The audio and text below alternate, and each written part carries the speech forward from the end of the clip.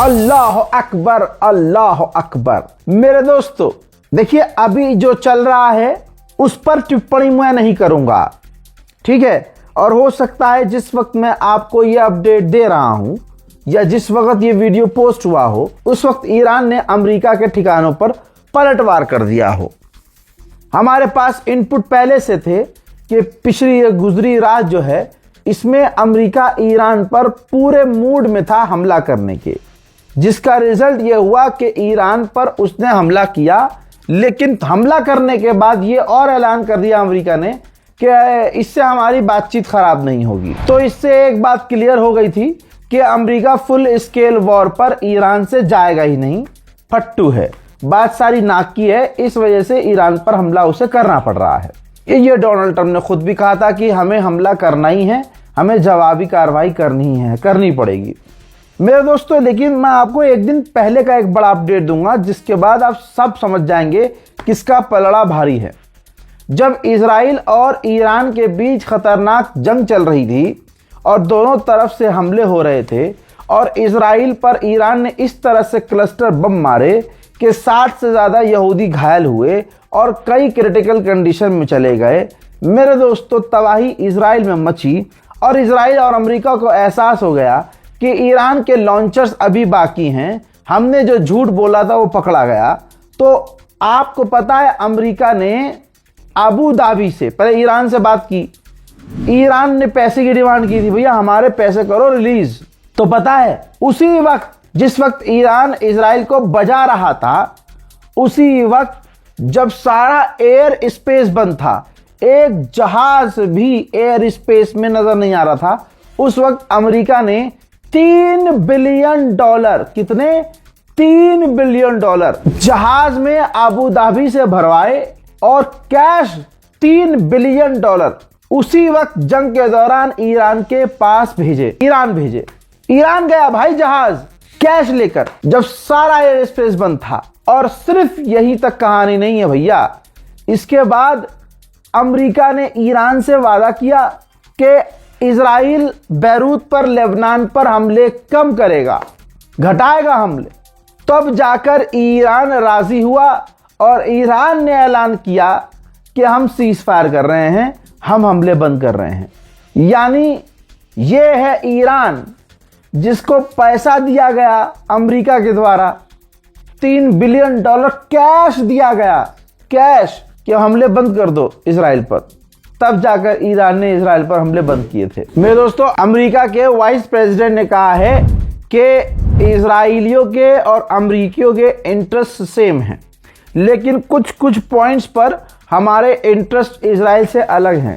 यही वजह है कि अमेरिका इस वक्त, यानी हम इस वक्त ईरान से बातचीत कर रहे हैं और हमारी डील ईरान से जल्द होने वाली है। लीजिए ये सारे ड्रामे खुलते जा रहे हैं और कोई हराम का बच्चा मुझको ना कह दे भाई तुझे बड़ा सही बताया, मुसाद के साथ है क्या तुझे से। ऐसे बहुत सारे गधेड़े यूट्यूबर मैंने देखे जिनके 50,000 भी फॉलोवर नहीं है, लेकिन क्योंकि अपने बाप को देख रहे हैं कि भैया बाप इनका सही खबर दे रहा है तो कंफ्यूज हैं कि यार इतनी पक्की खबर कैसे दे रहा है। तो मैंने 1-2 यूट्यूबर, 1-2 मुल्ला और 1-2 इंस्टाग्राम पर झगड़घट्टों को देखा, वो मुझे मूसाद का बता रहे मूसाद से अगर मैं होता ना तुम्हारी माँ बहन कर देता मैं यहीं बैठे बैठे, समझे, सालों कहीं नजर भी नहीं आते। ये है कि हमारी जो मुस्लिम व्यूअर्स हैं और जो मेरे सब्सक्राइबर्स हैं उन्होंने इतना प्यार दिया है। पिछले 6 साल से हम काम कर रहे हैं और मिडिल ईस्ट हमारा फेवरेट सब्जेक्ट होता है। तो इतने पत्रकार हैं हमारे वहाँ पर, हर जगह मिडिल ईस्ट में अल्हम्दुलिल्लाह फ्रीलांसर पत्रकार हैं और इतने बढ़िया सोर्सेज हैं कि ये बेचारे कुछ सोच ही नहीं पाते। इनका दिमाग यहीं तक जाता है मूसाद से होगा, IRGC का रिश्तेदार होगा रजा। काश ऐसा होता, अगर मैं मूसाद से जुड़ा हुआ होता तो तुम्हारी माँ बहन में 10 सेकंड में कर देता। बहरहाल रज़ाग्राफी का नाम चलता है, आप लोगों ने इतना प्यार दिया है, परवरदिगार आलम ने इतनी इज्जत दी है कि किसी का चैनल और किसी का मतलब इंस्टाग्राम अकाउंट नहीं चल रहा हो तो वो मेरे खिलाफ वीडियो बनाता है, तो वो एक वीडियो पे मिलियन में व्यूज आ जाते हैं। लेकिन यहाँ पर वो उल्टा फंस जाते हैं। कमेंट सेक्शन में इतनी गालियां पड़ती हैं कि कमेंट सेक्शन ऑफ करना पड़ता है। आप समझ रहे हो। फिर भी मैं एक बात कह रहा हूं कि अगर हक का साथ दोगे और साथ मिलकर काम करोगे और मेरी आवाज में सुर से सुर मिलाओगे तो कोलैब भी मिलेगा, व्यूज भी मिलेंगे, सब्सक्राइबर भी बढ़ेंगे और हमारा साथ तो मिलेगा ही मिलेगा। तो एक्स्ट्रा ऑर्डिनरी बन के ये जो तुम जहर उगल के कौम में तफरका डालते हो ना भाई, मत करो। ऑलरेडी कौम की नहीं है भाई, कौम के लौंडे कौम के नहीं है। आप देखो समाज में लाइन खिंच गई है एक, जो मदरसों के खिलाफ, आलिमों के खिलाफ बोलने वाला है, वो आपको किसके साथ नजर आएगा? जिसने अपनों का हक मारा है। जिन्होंने अपनों का हक मारा है वो क्रिएटर, और जो आलिम दीन के खिलाफ, मदरसों के खिलाफ बोलने वाला है वो क्रिएटर, दोनों एक साथ हैं। और उन्हीं के साथ आपको कुछ दिन बाद हिंदू संगठन दिख जाएंगे और वो मुसलमान हिंदुओं के फेवरेट बन जाएंगे। बहरहाल ये चीजें मैं फिर से बता रहा हूं और मैं पता नहीं किस कौम को एक होने को कह रहा हूं। ये तो मोदी सरकार का कारनामा है कि उन्होंने मुसलमान को मुसलमान समझा और सबके चूतड़ों पर लट फेरा, जिसकी वजह से आज शिया सुन्नी खत्म हो चुका है। वरना खुदा की कदम मोदी सरकार ना होती तो शिया सुन्नी आपस में भिड़े हुए होते। खबर यह है कि इजराइल ने जो ईरान पर हमला किया तो अमेरिका के विदेश मंत्री ने डोनाल्ड ट्रंप को मनाया था कि भाई इजराइल को हमला ईरान पर करने दो। डोनाल्ड ट्रंप मना कर रहा था ना भाई, 12 घंटे पहले ही ट्रंप ने कहा था नेतन्याहू से कि ईरान के हमलों का जवाबी कार्रवाई मत करना, पलटकर हमला मत करना। लेकिन अमेरिका के विदेश मंत्री ने डोनाल्ड ट्रंप को मनाया था कि इजराइल को ईरान पर हमला करने दो। ईरान के पार्लियामेंट स्पीकर का भी बिल्कुल अंगार बयान आ गया है। उन्होंने कहा कि हम डिप्लोमेसी को प्रेफर करते हैं, लेकिन तुम अपने वादे को तोड़ोगे तो फिर हम वही करेंगे जिसमें हम बेस्ट हैं। यानी रिपोर्ट ये भी आ रही है कि ईरान ने अमेरिका को अपना एक और काउंटर प्रपोजल भेजा है। एक तरफ दोनों के बीच हमले हो रहे हैं, दूसरी तरफ ईरान ने काउंटर प्रपोजल भी भेज दिया है। अमेरिकी ऑफिशियल का कहना यह है कि डोनाल्ड ट्रंप फ्रस्ट्रेट हो चुका है, परेशान हो चुका है, क्योंकि वो जो सामने लीडर हैं, टॉप के लीडर से डायरेक्ट खुद बात नहीं कर पा रहा है। उसकी चाहत यह है कि टॉप के लीडर से खुद बात करे, जैसे मुश्तबा खामनाई है उनसे वो बात कर सके, लेकिन वो बात नहीं कर पा रहा है। तो डोनाल्ड ट्रंप इस वक्त बहुत ज्यादा जो है उलझ रहा है। और जब डील हो रही थी, मतलब बातचीत जब हुई थी, तो बातचीत के दौरान ईरान को अमेरिका ने कहा कि आप 10 साल के लिए यूरेनियम एनरिचमेंट रोक दो। 2 दिन 3 दिन का गैप लिया और ईरान राजी हो गया कि ठीक है 10 साल के लिए हम यूरेनियम का एनरिचमेंट रोक देंगे। जब ट्रंप के पास ये बात गई तो ट्रंप ने कहा कि नहीं, 10 साल के लिए नहीं, 20 साल के लिए यूरेनियम का एनरिचमेंट रोको। बस इस पर ईरान बिगड़ गया और बातचीत एक बार फिर से अटक गई। जो बात 41 दिन जब जंग हो रही थी मैंने कही थी, वो बात अब सामने आ गई है। फिर मत कह देना मोसाद का एजेंट। गुलाबी सुअर ने आखिरकार सच बोल दिया है। गुलाबी सुअर का स्टेटमेंट में यह बयान है, बहुत सारी बातें बोली और उसके मुंह से निकल गया कि हम उनका यानी ईरानियों का आधा तेल ले लेंगे। आ गई वही बात, ये चोर, ये डकैत दूसरे देशों पर तेल के लिए, रेयर अर्थ मिनरल के लिए कब्जा करता है। उधर जेडी वेंस अमेरिका के उपराष्ट्रपति ने कहा है या तो डील अगले हफ्ते हो जाएगी या अगले महीने होगी। इसी तरह से ये सुअरों का झुंड हर दिन बयान देता है, लेकिन होगी डील तभी जब ईरान चाहेगा। पिछले हमलों में इजराइल ने जो ईरान पर हमले किए थे उसमें ईरान के एयर डिफेंस सिस्टम को भी इजराइल ने निशाना बनाया था, जिसमें ईरान के एयर डिफेंस सिस्टम को चलाने वाले 2 फौजियों की शहादत हुई है। सोचिए, अमेरिका का राष्ट्रपति डोनाल्ड ट्रंप यानी गुलाबी सुअर अब तक 30 से 32 मर्तबा कह चुका है कि ईरान से डील होने वाली है। कितनी मर्तबा? 32 टाइम्स वो कह चुका है ईरान से डील होने वाली है, लेकिन ईरान से डील नहीं हुई है। तो यानी सारी की सारी पावर ईरान के हाथ में। ईरान को जब ठीक लगेगा वो डील करेगा, ईरान को अभी तक ठीक नहीं लग रहा है, वो डील नहीं कर रहा है। मैंने पहले ही कहा था कि सारी दुनिया ईरान के खिलाफ है, इजराइल का साथ देगी, खासकर अरब।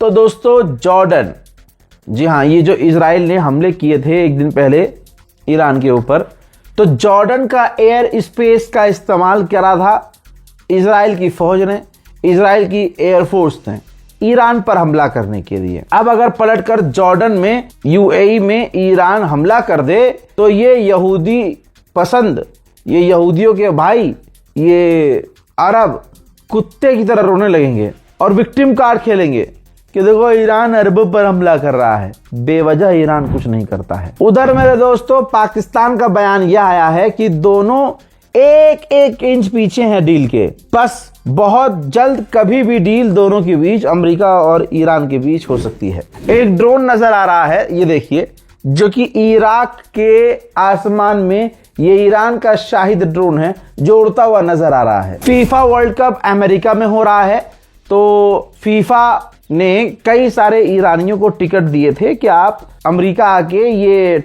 मैच देख सकते हैं, जिसके बाद अमेरिका ने टांग अड़ाई और अमेरिका ने उन ईरानियों के टिकट को कैंसिल करवा दिया जिनको फीफा ने अमेरिका आकर खेल देखने का, फीफा वर्ल्ड कप देखने का मौका दिया था। नेतन्याहू ने अपनी कैबिनेट को वार्न किया है कि अब हालात ऐसे हैं कि हो सकता है ईरान से हमें अकेले लड़ना पड़े। जी हाँ, अकेले लड़ने का प्लान नेतन्याहू कर रहा है, जिसमें अमेरिका साथ नहीं देगा, ऐसा डर उसे है। नेतन्याहू को डर है कि ईरान से हमें अकेला लड़ना पड़ेगा, क्योंकि अब शायद आगे भविष्य में अमेरिका हमारा साथ ना दे। हजरात, इसके अलावा ट्यूनेशिया में जो ईरान की एम्बेसी है उसने कुछ पोस्ट किया है, ये देखिए, जिसमें लिखा है कि if you want to deal with Iran, अगर आपको ईरान से डील करनी है तो देखिए नेतन्याहू का मुंह बंद करके उसे दीवार से डोनाल्ड ट्रंप ने चिपकाया हुआ है दीवार पर। यानी अगर अमेरिका को ईरान से डील करनी है तो इस नेतन्याहू को चुप करना पड़ेगा। मेरे दोस्तों, चीन ने कहा है कि हमने देखा कि अमेरिका, ईरान और इजराइल जो मिलिट्री पावर का इस्तेमाल कर रहे हैं, इससे कोई मसला हल नहीं किया जा सकता। सबसे बेहतरीन रास्ता है डिप्लोमेसी का, कि बातचीत करके जंग को खत्म किया जा सके। हजरात, शहीद, ईरान के supreme leader Ayatollah Syed Ali के जनाजे को निकालने का समय बताया गया है 25 जून के बाद, यानी 10 मुहर्रम के बाद, आशूर के बाद जो है ईरान प्लान कर रहा है कि उनके जनाजे को निकाला जाए और उनकी तदफीन की जाए, दफनाया जाए। इजराइल के डिफेंस मिनिस्टर ने साफ कहा है कि हम ईरान पर दोबारा हमला करने के लिए तैयार हैं। यानी देखिए, बातचीत का कोई रास्ता नहीं है। ईरान को अपनी पूरी ताकत का इस्तेमाल करना होगा और इजराइल को बुरी तरह से पीटना होगा। अमेरिका से ना भिड़े ईरान, ठीक है, कोई बात नहीं है, लेकिन कम से कम इजराइल को इतना पीटे। यानी अभी जब ईरान ने एक दिन पीटा तो $3 बिलियन जंग के दौरान, उस पिटाई के दौरान अमेरिका ने अबू धाबी से कैश लेकर जहाज में भरकर ईरान को भिजवाया कि भैया इजराइल पर हमले बंद करो। और इजराइल का डिफेंस मिनिस्टर कह रहा है कि हम दोबारा तैयार हैं ईरान पर हमला करने के लिए। तो आप समझ रहे हैं, कुत्ते की दुम है ये, इजराइल कुत्ते की दुम है। इसे पीटा जाएगा, सबक सिखाया जाएगा, ये हराम का जना बुरी तरह से पीटेगा, घायल होगा और फिर खड़ा होगा कि नहीं हम तो लड़ेंगे जी, हम तो लड़ेंगे। वहीं अमेरिकी ऑफिशियल ने कहा है कि ईरान राजी हो गया है 15 साल के लिए यूरेनियम एनरिचमेंट रोकने के लिए। इजराइल आदत से आतंकवादी है। इजराइल ने अमेरिका ने वादा किया था, अमेरिका ने साफ कहा था, ट्रंप ने साफ कहा था ईरान से कि इजराइल लेबनान पर हमले कम करेगा। लेकिन इजराइल अमेरिका की सुनता है क्या इन मामलों में? भाई, एक बार फिर से लेबनान पर इजराइल ने खौफनाक हमले किए हैं, बड़ी तबाही मची है और इजराइल के इस हमले में लेबनान में 11 लोगों की शहादत हो गई है। ईरान जिस काम को मना कर रहा है और इजराइल भी और अमेरिका भी इजराइल से कह रहा है कि हाँ लेबनान पर हमले मत करो और हमले कम कर दो, उल्टा कर रहा है इजराइल। ये है इजराइल और ये है डोनाल्ड ट्रंप की औकात।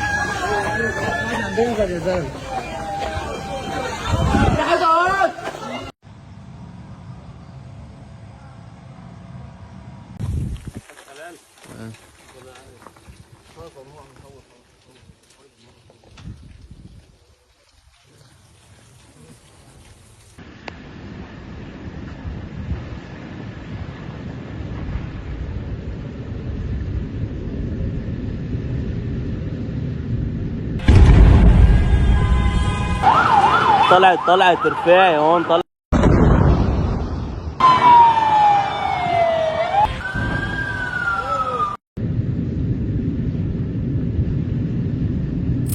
मैं आपको लेबनान दिखाऊं, लेबनान अभी भी, ये देखिए, ये लेबनान के गांव हैं, गांव। इजराइल लेबनान के गांव में बम लगाकर उड़ा रहा है। अलग अलग गांव हैं और उनमें बम लगाकर इजराइल उड़ा रहा है। आप समझिए भारत का एक समाज इजराइल को क्यों पसंद कर रहा है। आपको मतलब भारत के मुसलमानों का तो और बुरा हाल होना चाहिए, क्योंकि उनमें एकता ही नहीं है। पहली बात तो कोई मदरसों के खिलाफ बोल देता है तो किसी मुसलमान के चूतड़ में इतना दम नहीं होता कि उस पर एफआईआर कर सके।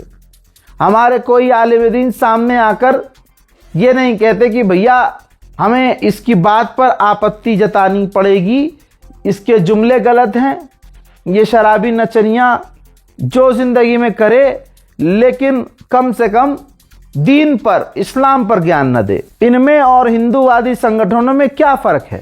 वो भी तो इसी लैंग्वेज का इस्तेमाल करते हैं कि हम मुसलमान के खिलाफ थोड़ी हैं, हम तो चाहते हैं मुसलमान पढ़े लिखे और यूं हो वो हो, है ना। लेकिन इसी आड़ में वो जहर उगलते हैं। मैं क्या कहूँ अपने मुसलमानों को, मैं तो भाई सीधा सीधा खबर दे रहा हूँ, सुनो अब भाड़ में जाए, जो जो करना है करो भैया खुद। हमारी कौम एक हो ही नहीं सकती, मुसलमान एक हो ही नहीं सकता, नल्ली नारी बिरयानी से बाहर निकल नहीं सकता। हमारी कौम, भाई कश्मीर में हूँ मैं, कश्मीर में अपनी आंखों से देख रहा हूँ कश्मीरी मुसलमान लड़कियां सिख के साथ, सरदार के साथ घूम रही हैं। उधर मुंबई, दिल्ली और बड़े बड़े शहरों में कश्मीर की ही लड़कियां, यहाँ कश्मीरियों और भाइयों ने मुझे बताया कि कश्मीर की लड़की कश्मीर का जैसे ही बॉर्डर क्रॉस करती है उसके पर बाहर आते हैं और वो भूल जाती है कि मैं कहाँ से हूँ। और ये बात मैंने अपनी आंखों से देखी है।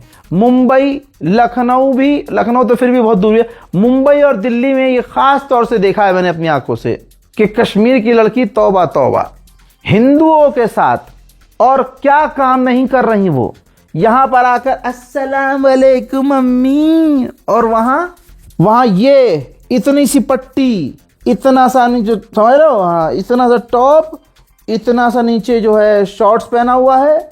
और भाई साहब कश्मीर की लड़कियां होती ही खूबसूरत हैं, सारी दुनिया की नज़र उन कश्मीरी लड़कियों पर टिकती है। एक शुगर डैडी वाला बंदा आता है, अंधा पैसा वाला, वो उन्हें ले जाएगा क्लब, वो उन्हें ले जाएगा यहाँ वहाँ, वो उन्हें ले जाएगा गोवा, और वो गोवा में जाकर इधर जाके अम्मी मेरी नौकरी पे जॉब है ना मेरी, तो मैं यहाँ आई हूँ, कश्मीरी लैंग्वेज में यहाँ आई हुई हूँ, मेरे जो बॉस हैं वो मुझे लेकर यहाँ आए हैं, ट्रिप पर नहीं हूँ, ऑफिशियल काम से हूँ। माँ बाप सीधे साधे 5 टाइम के नमाजी अल्लाह वाले, मासूम सीधे साधे, कश्मीर से बाहर निकले नहीं। बिटिया गोवा में अंकल के साथ मौज काट रही है। और यहाँ मैंने अपनी आंखों से कश्मीर में देखा है भाई, कश्मीरी लड़कियों को भाई फुल लौंडियाबाजी, फुल लुगाईबाजी चल रही है कश्मीर में, फुल चल रही। कॉलेज के बाहर लड़के खड़े हुए हैं, लड़कियां खड़ी हुई हैं, और भाई लड़के 1 मिनट के लिए हाँ थोड़े वो दिख रहे हैं कि भाई इतने हरामी नहीं हैं। ये हरामीपना कश्मीर के लड़के बाहर जाके करते हैं, यहाँ ऐसा नहीं है, माहौल नहीं है। लेकिन मैंने देखा माहौल सब भाई खुले में चल रहा है, आशिकी, प्यार, मौज मस्ती सब खुले में। तो भाई सिर्फ कश्मीर का मामला थोड़ी है। अब जब कश्मीर की लड़कियों का और कश्मीर का यह हाल हो गया है, कश्मीर में 2 साल पहले तक शराब नहीं थी। अब जिन भी होटलों में टिका हूं, जिन भी होटलों में जाके, सब जगह शराब है। रात भर बैठ के दूसरे समुदाय के लोग दारू पी रहे हैं अपनी औरतों के साथ, शराब पी रहे हैं। और परोस कौन रहा है? यही कश्मीर। कश्मीर के होटल वाले, एक से मैंने बात भी की तो कहता है रजा भाई आपकी बात बिल्कुल ठीक है कि शराब परोसना गलत है, लेकिन हम क्या करें, हमें तो ऊपर से ऑर्डर है, जो हमारा मालिक है उसने कहा कि परोसो। अब तो हम नहीं परोसेंगे तो नौकरी चली जाएगी। नौकरी हम कश्मीरियों को कश्मीर से बाहर देगा कौन? बात उस बंदे की सही थी, लेकिन कई ऐसे होटल थे जिन्होंने सीधा लिखा था कि भाई नो अल्कोहल, लेकिन उन होटल्स पर दबाव है सरकार का कि नहीं शराब आम करो भाई, शराब पिलाओ, क्योंकि कश्मीर का पूरा बेड़ा गर्क करना है गवर्नमेंट को। आप समझ रहे हो, पूरा बेड़ा गर्क करना है, शराब आम करनी है। और कश्मीरी लड़के, मुसलमान लड़कों ने मुझे बताया कि भाई कश्मीर के खुद मुसलमान लड़के दारू पीते हैं। क्या बचा फिर भाई, मैं कौम की क्या ही बात करूं। आप सोचिए, इजराइल के कट्टरवादी नेता बेंजीवीन ने क्या कहा है? कहा है कि हमें लेबनान की औरतों को और बच्चों को गिरफ्तार कर लेना चाहिए, इससे लेबनान को और तकलीफ होगी।